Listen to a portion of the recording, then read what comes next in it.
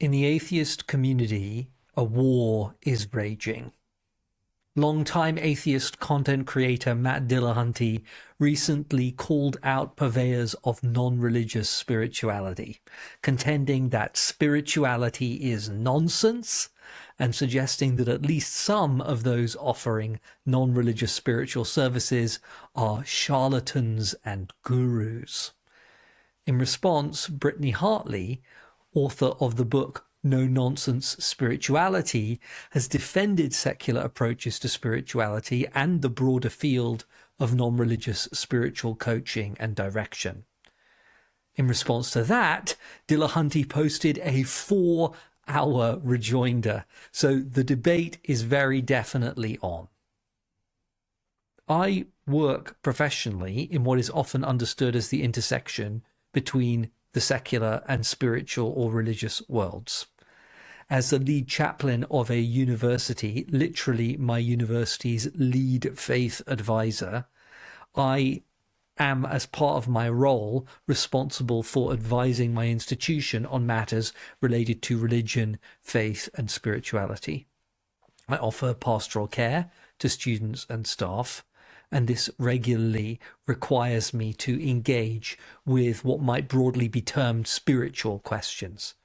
People come to me struggling with their faith, with questions about other religions, with life challenges that trouble their beliefs, wanting to interrogate my own views.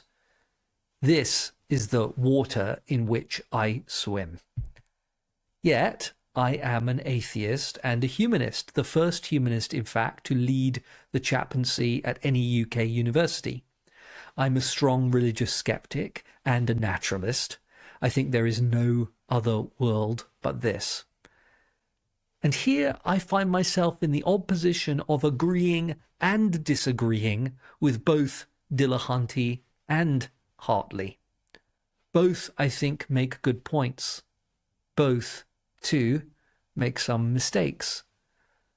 But the biggest problem is that the frame of this whole discussion is wrong.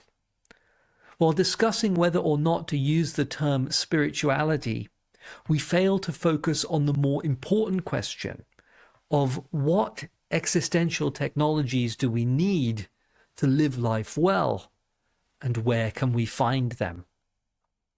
As I see it, nothing is properly religious. The existential technologies religions have developed are all built on top of fundamentally secular needs, and all of human culture can give us tools to respond to them. Hartley, in her video, says something deeply perceptive. Religion didn't invent awe. It just organized it. I love that line. She's right. Religion didn't invent any of the human experiences it responds to. Those are human. Those are ours. Our task is to recognize that, then reframe the conversation. Here's how. One of Dillahunty's major concerns with talk of secular spirituality is that the term spirituality is vague. And this is true. It is a baggy, woolly, underdefined term that risks smuggling in tons of metaphysical, supernatural, and pseudoscientific baggage. For this reason, it's a term that should be treated with skepticism and even suspicion. Yet the word is not nonsense. Dillahunty goes to the Merriam-Webster online dictionary for his definition of nonsense: words or language having no meaning or conveying no intelligible ideas. And this is clearly not the case when it comes to spirituality. There are meaningful and intelligible ways of understanding that concept, and Hartley offers a number of them in her response video. She argues essentially that there is a category of human experience that we can label with the term spirituality, for which we have no obviously better alternative. When you put all of this together, she writes, the meaning, the purpose, the rituals, the exploration of connecting outside of you and also inside of you, when you put all of that together, we don't have a secular word that means everything under this umbrella. This is clearly a meaningful use of the term. It is not nonsense. If someone stipulates that this is what they mean by spirituality, others can and understand and appreciate that usage. Nor is Dillahunty's preferred term better. He suggests we should just use the term psychology for the things Hartley picks out. But saying that experiences like awe and transcendence are psychological rather than spiritual does not help. All our experiences are psychological, but it can still make sense to break experiences down into different categories, as long as the categories are useful. We can discuss spirituality intelligibly despite its vagueness. It's a sort of grab bag term for a set of loosely related components of our psychology that don't easily fit elsewhere. Spirituality is a vague and contested term, but it has some meaning. It conveys some intelligible ideas. By Dillahunty's own definition, it is not nonsense. So here, I'm with Hartley. But I don't think that the idea that spirituality is literally nonsense is in fact the core of Dillahunty's worry.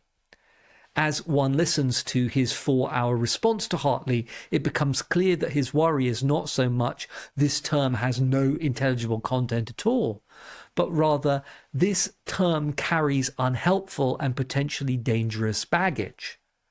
The non-religious things that could potentially come under the heading spirituality would be better described, Dillahunty thinks, using a different word. On this score, I'm with Dillahunty. There is a lot of baggage associated with the term spirituality. Dillahunty is surely correct that etymology and both historic and normative usage of the term spirituality connects it to non- and anti-scientific ideas. If you reject the existence of spirits and the soul, then you do have to confront the fact that using the term spiritual connects you to concepts you don't think exist. The concern about normative usage is especially important in societies in which most people still do believe in spirits, the soul, and the supernatural. If it is important to you to convey the sense that what you are doing is not connected to any of that stuff, then it seems unwise to use a term that does connect you to it. Many people will, on hearing the term spirituality, instinctively relate it to something non-scientific, and that is a problem worth considering. It's true, too, that the broader world of spirituality includes a lot of charlatans, as well as well-meaning people without much clarity about what they're doing and why. As both Dillahunty and Hartley stress, the field is a wild west with poorly defined practices, unclear professional standards, and too many people looking to make a buck with too few guardrails. Even without bad actors, an emerging and poorly defined field in which people are trying to assist others as they work through major existential challenges is rife with dangers. Speaking personally, I have myself investigated the possibility of getting trained in philosophical counselling, for instance, and I've considered offering my services to private clients for a fee. To the extent that anyone could be qualified to be a secular spiritual director, I am. I got ordained as clergy in a humanist tradition. I am seminary trained in pastoral caregiving. I work professionally as a chaplain. I have multiple degrees in education and human development. Yet I find the field too inchoate and underdeveloped to feel confident offering my services to private clients under those sorts of headings. When I look at the programs offering to train people in things like spiritual direction or philosophical counselling, I'm not filled with confidence.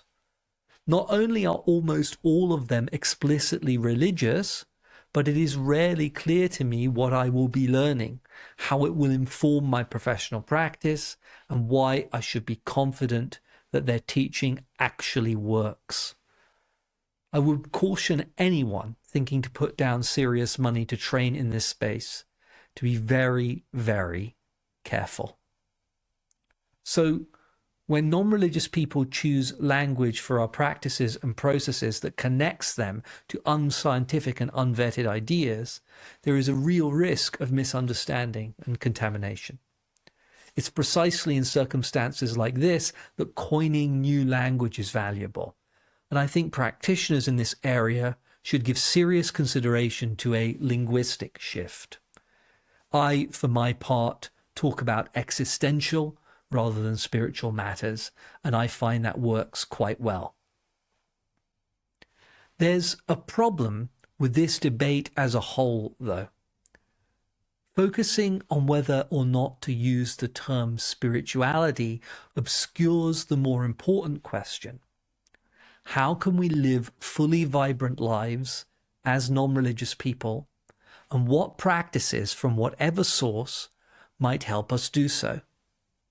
Both Hartley and Dillahunty circle that issue repeatedly in their respective videos, but with attention drawn by the definitional question, the more substantive one goes underexplored.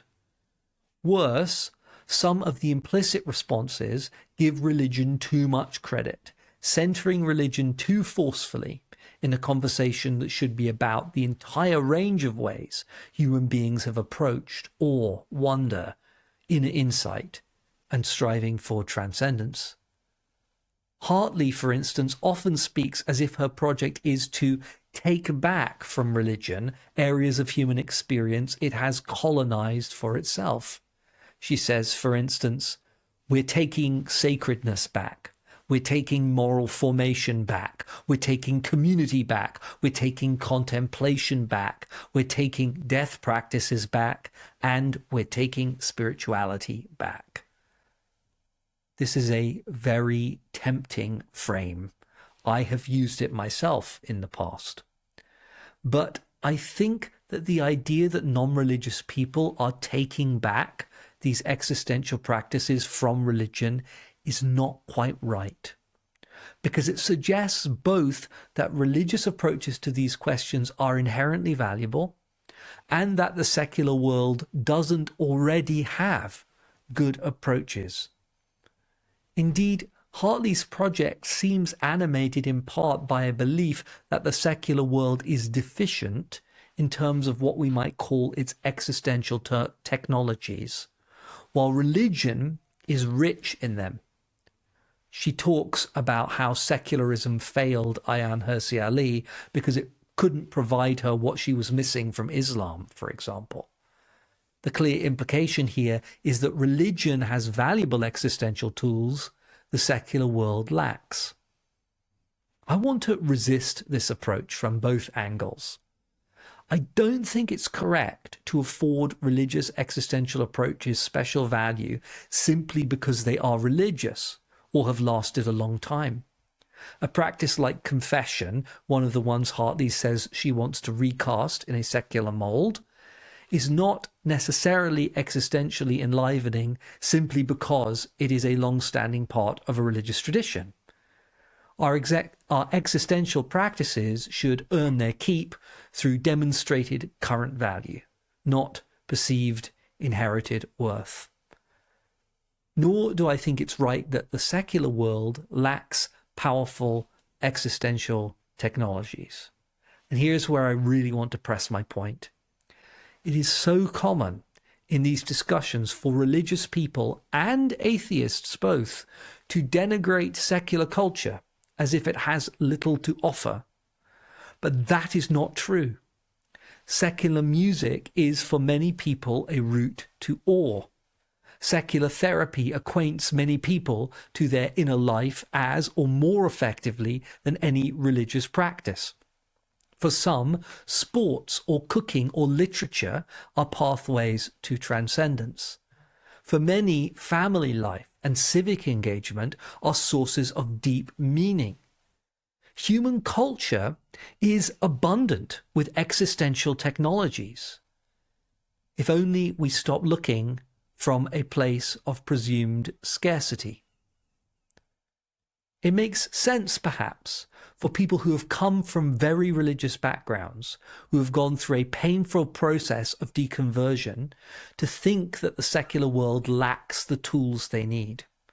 It sounds like this was the case for Hartley and many of her clients. But we should be careful not to assume the particular needs of American religious deconstructors reveal a deficiency in secular society as a whole. Secular life is abundant with existential resources. They are literally all around us. And we can miss the riches we already enjoy if we assume there's nothing there.